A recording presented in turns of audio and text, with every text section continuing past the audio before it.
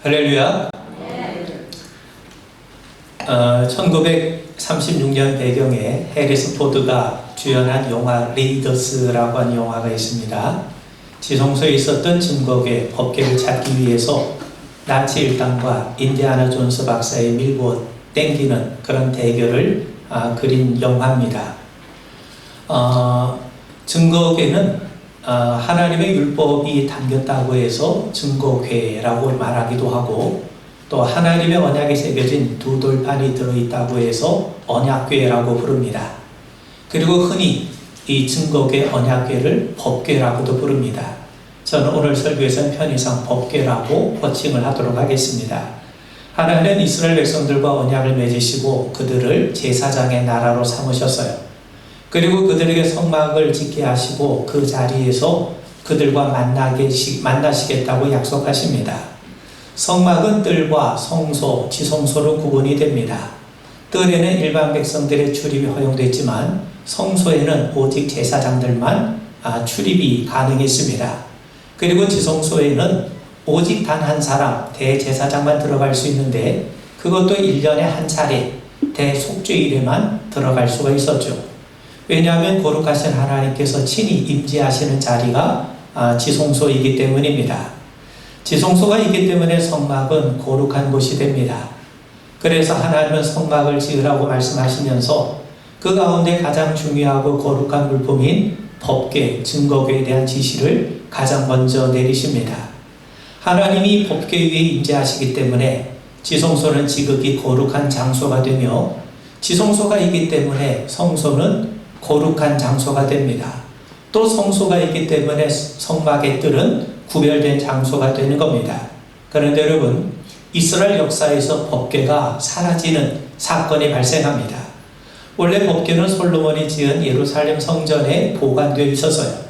그런데 바벨론에 의해서 성전이 파괴되면서 행방이 아주 묘연해지게 됩니다. 그래서 유대 백성들이 바벨론 포로에서 돌아온 다음에 다시 성전을 재건했는데 지성소의 법궤를 안치하지 못합니다. 그래서 성전에 재건되었음에도 불구하고 하나님의 영광이 임했다는 기록이 나와 있지 않은 겁니다. 그렇다면 법궤는 어디로 사라진 것인가? 예레미야나 열왕기하에 따르면 바벨론이 예루살렘을 함락을 시킬 때 성전에서 온갖 귀한 금과 은으로 된 값진 물품들을 약탈해간 기록이 나와 있습니다. 그럼에도 법궤에 대한 언급은 나와 있지 않습니다. 그래서 잃어버린 법궤에 대한 다양한 전설과 다큐멘터리가 등장을 합니다. 그런데 그런 것들은 한결같이 정확성이나 신빙성이 없습니다. 대다수 학자들의 견해에 따르면 바벨론이 예루살렘을 함락을 시키고 예루살렘 성전 안에 있는 귀한 물품들을 약탈해가는 과정에서 법궤를 가져갔을 것으로 추정할 뿐입니다. 그런데 전설에 따르면 법궤에는 놀라운 능력이 잠재되어 있다는 겁니다. 이런 사실을 모티브로 해서 만든 영화가 바로 레이더스 영화입니다. 영화에서 보면 법궤는 독일 나치의 수적에 들어갔다가 미국 국방성으로 들어가는 것으로 영화가 끝납니다. 그렇다고 해서 지금 법궤가 미국에 있다는 말이 아닙니다. 유대인이었던 감독 스필버그는 유대적인 정체성을 가지고 이 영화를 제작합니다. 여기에 법궤를 가지고 있으니 미국은 어떤 전쟁에서도 승리할 거라고 하는 국수주의가 함께 어우러져 만들어진 영화가 바로 이 레이더스입니다. 그렇다면 법궤는 과연 무엇이고 그것이 우리에게 신앙적으로 깨달음을 주는 것은 무엇인가? 저는 세 가지를 여러분들과 함께 나누고자 합니다. 여러분, 출애굽기의 주제는 크게 두 가지입니다. 하나는 하나님의 구원이요, 하나는 하나님의 임재입니다. 하나님께서 애굽에 놓였던 이스라엘 백성들을 구원하셨어요. 애굽에 10가지 이적을 베푸셨고 또 홍해가 갈라진 역사를 펼쳐가셨고 하늘에서 만나가 임했고 아말렉과의 전쟁에서 승리하게 하십니다. 그리고 그들을 제사장의 나라로 삼으시고 하나님의 계명을 친히 돌판에 새겨서 그들에게 주세요. 하나님은 십계명을 주시면서 먼저 이렇게 말씀하시죠. 출애굽기 20장 1절 2절 보면 하나님이 이 모든 말씀으로 말씀하여 이르시되 나는 너를 애굽 땅 종되었던 집에서 인도하여 낸 네 하나님 여호와니라. 하나님이 구원의 하나님이심을 분명하게 먼저 언급하십니다. 그렇다면 하나님이 왜 이스라엘 백성들을 구원하셨는가? 구원하신 목적이 뭔가? 그건 바로 그들과 함께 하시기 위해서입니다. 그들 가운데 거하시기 위해서, 그들 안에 임재하시기 위해서 하나님이 이스라엘 백성들을 구원하신 겁니다. 출애굽기 29장 45절 이하를 보시면 내가 이스라엘 자손 중에 거하여 그들의 하나님이 되리니 그들은 내가 그들의 하나님 여호와로서 그들 중에 거하려고 그들을 애굽 땅에서 인도하여 낸 줄 알리라. 나는 그들의 하나님 여호와니라. 하나님은 이스라엘 백성들을 애굽에서 구원하신 다음에 시내산에서 그들과 만나시고 서로 언약을 맺으십니다. 하나님이 이스라엘의 하나님이 되시겠다는 겁니다. 그리고 하나님께서 지는 이스라엘 백성들 가운데 임재하심으로써 이스라엘의 하나님을 섬기며 하나님과 친밀한 관계를 누리며 살기를 원하신다는 겁니다. 그래서 그 구체적인 증거로 하나님이 그들 가운데 거하시는, 임재하시는 가장 구체적인 증거로 성막을 지게 하시는 겁니다. 여러분, 이스라엘 백성들에게 가장 필요한 것은 무엇입니까? 하나님이 언제나 우리와 함께 하시고 우리 가운데 거하시고 동행하신다는 분명한 증거죠. 그래서 하나님은 그들과 함께 하시기 위해서, 그들 가운데 거하시기 위해서 성막을 짓게 하신 겁니다. 엄밀히 말하면 하나님께는요, 성막이 필요하지 않죠. 하나님이 거할 처소가 필요했다면 애초에 아브라함이나 또는 야곱에게 말씀하셨을 겁니다. 하나님은 성막이 지어지기 훨씬 전부터 이스라엘 백성들과 함께 하셨고 그들을 보호하셨고 인도하셨고 동행하셨어요. 그런데 인간은 그렇지 못합니다. 하나님이 눈에 보이지 않기 때문에 하나님이 우리와 함께 하심을 제대로 믿지 못합니다. 그래서 하나님께서 우리 눈높이에 맞춰주시기 위해서 성막을 만들라고 하신 겁니다. 그런 의미에서 여러분, 성막은 하나님의 임재를 경험하고 하나님의 임재를 확신할 수 있도록 하기 위해서 하나님이 허락하신 거룩한 성소가 되는 겁니다. 하나님은 그들의 백성을 구원하시고 그들이 하나님의 임재 안에서 살며 하나님과 친밀한 교제를 갖고 하나님을 예배하며 살기를 원하세요. 그런 의미에서 성막은 앞으로 하나님과 그의 백성들이 함께 만나는 장소가 되는 겁니다. 여러분, 성막 자체가 중요한 게 아닙니다. 성막 자체는 수단이지 목적이 아닙니다. 성막의 목적은 하나님의 백성, 즉 하나님의 구원하신 이스라엘 백성들이 하나님과 친밀한 관계를 맺고 하나님과 동행하고 하나님을 예배하고 하나님의 임재를 확신하고 누리고 경험하게 하기 위하여 하나님이 허락하신 도구인 겁니다. 여러분, 불타는 떨기나무에서 하나님이 모세를 만나지 않으셨습니까? 또 그 하나님은 시내산에서 이스라엘 백성들을 만나셨어요. 그리고 이제는 정기적으로 성막에서 그들과 함께 만나길 원하십니다. 그래서 성막을 짓게 하신 거죠. 그런데 성막 가운데 하나님이 제일 먼저 언급하신 것이 뭐냐면 바로 법궤입니다. 하나님이 임재하신다면 하나님이 머무실 거처가 필요하지 않겠습니까?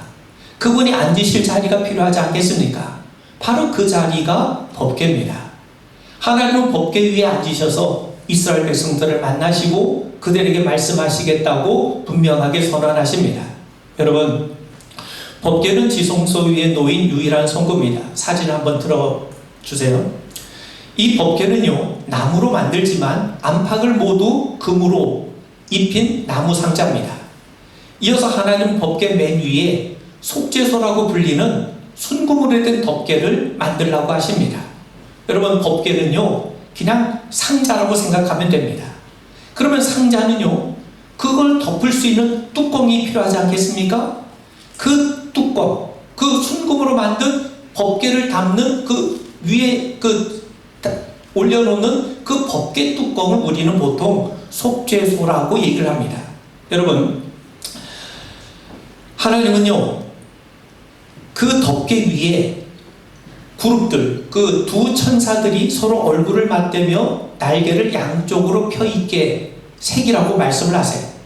그러니까 여러분, 그 법궤 그 상자가 있지 않습니까? 그 위에 두 천사가 서로 얼굴을 마주하면서 날개를 편 모습입니다. 그 날개 사이, 바로 그 자리가 하나님께서 앉으시는 자리입니다. 거기서 하나님이 임재하신다는 거예요. 그러면서 뭐라고 얘기하냐면 22절, 우리가 읽은 22절을 보면 거기서 내가 너와 만나고 속죄소 위 곧 증거궤 위에 있는 두 그룹 사이에서 내가 이스라엘 자손을 위하여 네게 명령할 모든 일을 네게 이르리라. 하나님은 속죄소에 임하세요. 속죄소는 법궤 뚜껑입니다. 거기에 앉으셔서 은혜를 베푸신다고 해서 우리 보통 그 자리를 시은소라고 부르기도 하고 시은좌라고 부르기도 합니다. 그런데 엄밀히 말하면 시은소, 시은좌라고 하는 이 단어는 성경에 나와 있지 않습니다. 그래서 우리는 보통 그 자리를 속죄소라고 불러요. 여러분, 속죄소 위에 두 그룹이 두 천사가 날개를 펴고 얼굴을 맞대고 있죠. 아담과 하와는 범죄함으로 에덴에서 추방을 당합니다. 하나님은 그룹들과 불칼을 에덴 동산 입구에 두어서 사람들이 그곳으로 다시 들어오지 못하도록 지키게 하셨어요. 그런데 하나님은 이 두 그룹 사이에서 인간들을 다시 만나기로 작정하고 계십니다. 놀라운 역설이 아닐 수가 없죠.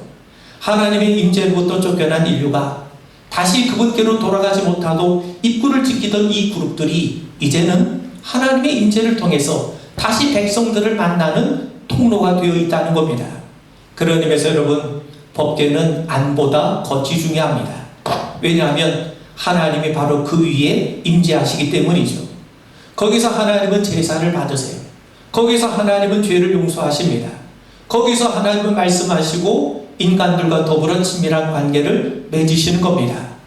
그리고 이스라엘 백성들은 그 자리에서 하나님의 용서와 자비를 경험하고 말씀을 통해서 하나님과 친밀한 관계를 맺게 되는 겁니다. 그런데 여러분, 우리에게는 더 크고 놀라운 하나님의 임재가 있습니다. 하나님은 성막의 자리를 박차고 나오셨어요. 그리고 우리와 함께 말도 나누시고 음식도 나누시고 교제도 나누십니다. 그분이 바로 그리스도 예수가 되시죠. 그분은 하나님 우리 사이를 가로막았던 성전의 휘장을 걷어내셨습니다. 언제든지 우리가 하나님 앞에 나아가 마주할 수 있게 하셨어요. 그뿐만이 아니라 세상 끝날까지 우리와 함께 하시겠다고 약속하고 계시지 않습니까? 그런 의미에서 여러분, 우리는 구약의 성도들보다 더 크고 놀라운 하나님의 임재와 영광과 은혜를 맛보고 누리고 있다는 사실입니다. 여러분, 앞서 말씀드린 것처럼 법궤는요, 하나님의 임재 곧 임마누엘을 나타내는 거룩한 물건이에요. 그렇다고 인간이 쉽게 다룰 수 있는 것이 절대로 아닙니다. 여러분, 강한 고압이 흐르는 장치는요, 아무나 만질 수 있는 것이 아닙니다. 전문 기사 아니면 함부로 손을 댈 수가 없어요. 왜냐하면 강한 고압 때문에 죽을 수 있기 때문이죠. 성막도 마찬가지입니다. 앞서 말씀드린 것처럼 성막은 크게 성막들과 성소와 지성소로 구성된다고 말씀을 드렸어요. 성막들은 누구나 들어갈 수 있어요. 성소는요, 제사장 외에는 들어갈 수가 없습니다.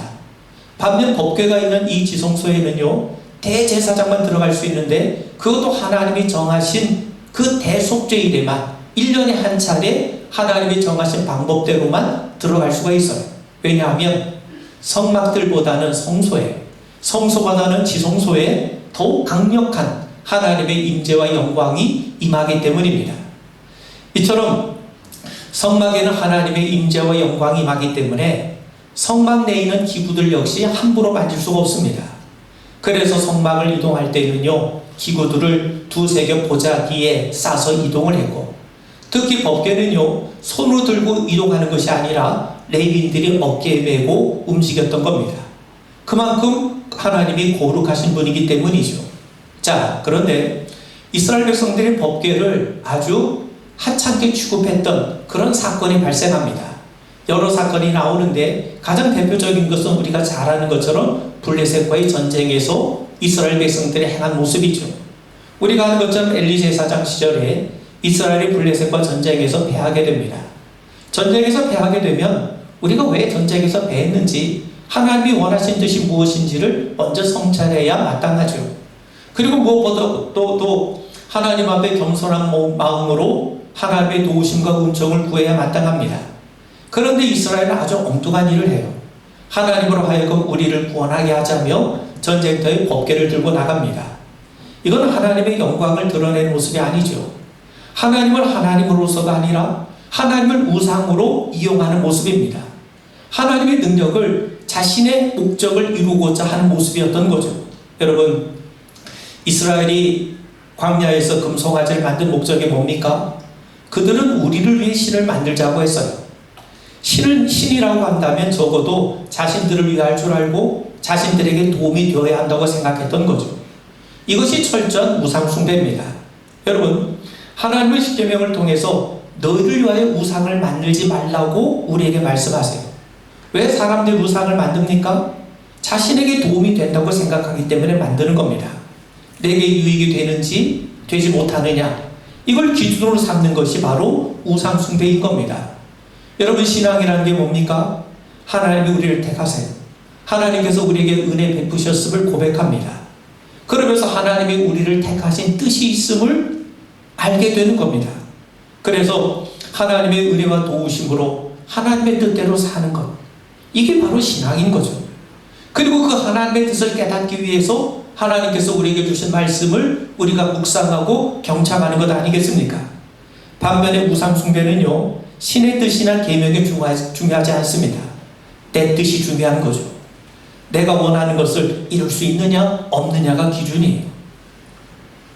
한마디로 말하면 내가 기준인 거죠.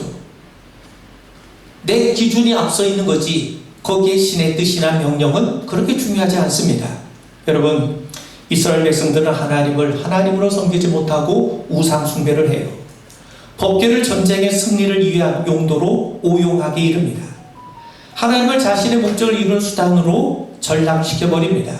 여러분, 앞서 말씀드린 것처럼 법궤는요, 하나님이 임재하시는 자리입니다. 그 자리는 거룩하신 하나님이 거하시는 거예요.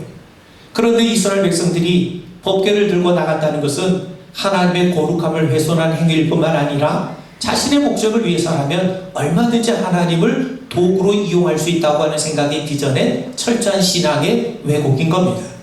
그런데 결과가 어떻게 되었습니까? 그들은 법궤를 들고 나갔음에도 불구하고 전쟁에서 패합니다. 오히려 법궤를 빼앗기게 되고 말죠. 그렇다면 하나님은 전쟁에서 승리할 능력이 없다는 말입니까? 그렇지 않아요. 블레셋 사람들이 자신의 전쟁의 승리를 기념하기 위해서 하나님의 법궤를 자신들이 믿는 신전, 다곤 신전에 안치를 해요. 당시에는요, 전쟁에서 패한 신을 자기들의 신전에 안치함으로써 자신들의 승리를 자축하는 그런 경우가 다반사였습니다. 그런데 하나님은 다곤 신전에서 오히려 하나님의 영광을 드러내십니다. 다음날 이 블레셋 사람들이 들어가 보니까 갑자기 다곤이 법궤 앞에 엎드려져 있는 거예요. 그래서 세워놓고 다음날 다시 가보니까 이번에도 다곤이 또다시 엎드려졌는데 얼굴이 땅에 닿았고 머리와 두 손이 끊어져 몸뚱아리만 남은 겁니다. 그뿐만이 아닙니다. 그들이 이것이 너무나도 두려워서 이 법궤를 이 지역 저 지역으로 옮겼는데 법궤가 하는 지역마다 아주 놀라운 사건들이 발생합니다. 그렇다면 이것이 의미하는 바가 무엇이겠습니까? 하나님이 능력이 부족해서 전쟁에서 패한 것이 아니라는 거죠. 하나님을 함부로 대하는, 하나님을 경외하지 못하는, 하나님을 하나님으로 섬기지 못하고 우상숭배 취급으로 여기고 있는 이스라엘 백성들의 그 어리석은 모습, 그 불신앙적인 모습을 하나님이 이번 사건을 통해 깨우쳐주고 계시는 겁니다. 여러분, 법궤는 하나님의 임재를 가시적으로 보여주는 외형적인 수단입니다. 엄밀히 말하면 법궤가 중요한 것이 아니라 그 위에 하나님이 임재하신 것이 중요하죠. 법궤는 나무 상자에 불과합니다. 그럼에도 법궤를 귀한 것으로 만드신 것은 바로 그 자리에 임재하신 하나님이 거룩하시기 때문인 거예요. 마찬가지입니다. 여러분, 우리가 하나님 앞에 모여 예배를 하고 우리가 주님의 성전을 귀하게 여겨요. 왜 그렇습니까? 주님이 계시지 않으면 여기는 일반 건물의 다름 아닙니다. 그럼에도 이 건물이 성전일 수 있는 것은 하나님이 이 자리에 거하고 계시기 때문이죠. 여러분, 우리 믿음의 성도들이 교제하는 것도 마찬가지입니다. 여러분, 우리 주님이 그 자리에 함께 하지 않으시면 우리의 교제는 일반 사람들과의 모임, 만남에 불과한 것이지 성도의 교제가 될 수가 없는 거예요. 주님이 그 자리에 임재하고 계시기 때문에, 주님이 우리 가운데 거하시고 함께 하시기 때문에 우리는 우리 믿음의 성도들과의 관계를 아주 귀한 믿음의 교제로 여기고 인정하고 있는 것 아닙니까? 여러분, 법궤 자체에 능력이 있는 것이 아닙니다. 법궤는 요술상자가 아닙니다. 신비한 능력을 간직한 신주단지가 아닙니다. 법궤는 하나님을 드러내는 도구예요. 하나님은 법궤를 함부로 대하지 못하게 하심으로 이스라엘 백성들이 궁극적으로 하나님을 경외하고 그분을 예배하며 섬기기를 원하셨던 겁니다. 그러면서 여러분, 법궤는요, 하나님의 우리와 함께 하심을 깨닫게 해주는 기구입니다. 하나님의 우리와 함께 하심을 오해하지 말아야 됩니다. 내가 주인이 되고 하나님이 내 일을 보조하는 것이 아닙니다. 그분은 인간에게 끌려다니신 분이 절대로 아니세요. 인간은요, 하나님이 함께 하심을 오해해서 오만한 놀이를 합니다. 하나님을 항상 내 편이라고 생각하니까 사고가 나는 거죠. 하나님을 얼마든지 이용할 수 있는 존재로 취급하는 것이, 그것이야말로 교만 중에 교만 아니겠습니까? 성경에는요, 이런 교만을 경고하는 이야기가 참 많이 나옵니다.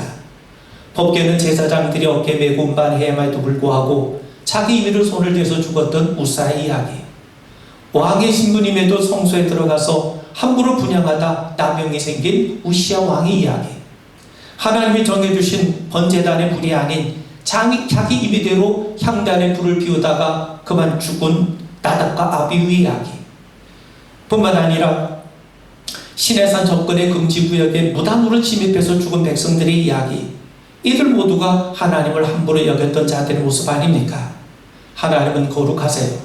인간이 쉽게 다룰 수 있는 그런 분이 절대로 아니시라는 겁니다. 마지막으로요, 앞서 말씀드린 것처럼 이 법궤의 뚜껑, 법궤를 담는 뚜껑 위를 우리는 속죄소라고 부릅니다.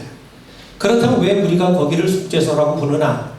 여러분, 영화 레이더스를 보면 나치 일당이 그 법궤 뚜껑을 열자 갑자기 천사들이 나와요.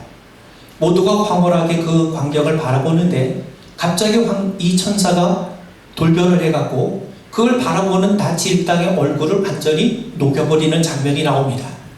그런데 그 장면을 바라보지 않고 눈을 감고 있었던 그 인디아나 존스와 그 여자만 살아남게 되죠. 그런데 이 장면은요, 판타지를 가미한 픽션에 불과합니다. 사실 법궤 안에는 그런 게 없어요.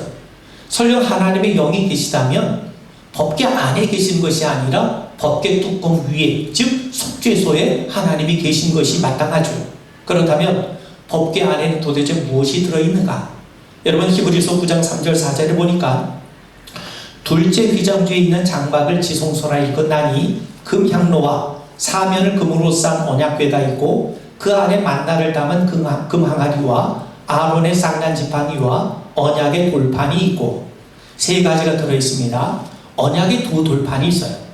십계명이 새겨진 돌판을 그냥 돌판이라 부르기도 하고 증거판이라고 부르기도 합니다.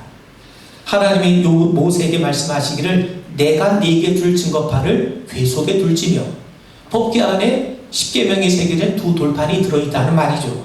또 하나는요, 만나를 담은 금항아리입니다. 출애굽기 16장 33절 이하를 보시면 또 모세가 아론에게 이르되 항아리를 가져다가 그 속에 만나 한 오매를 담아 여호와 앞에 두어 너희 대대로 간수하라. 하나님이 여호와께서 모세에게 명령하신 대로 그것을 증거판 앞에 두어 간수하게 하였고, 만나를 담은 금항아리를 법궤 안에 두었다는 겁니다. 그리고 세 번째는요, 아론의 쌍난 지팡이입니다.